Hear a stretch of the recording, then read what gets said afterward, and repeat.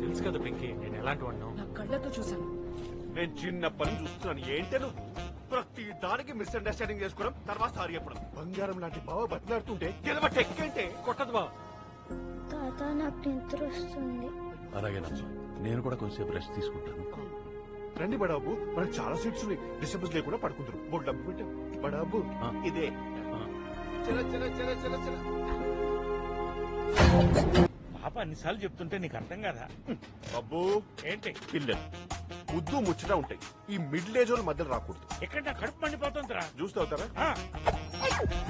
మళ్ళీ తింటరా. Ulcer tablet. Juice అని ఆశపెట్టావు, అదన్నా తగలెట్టు. Sure catch.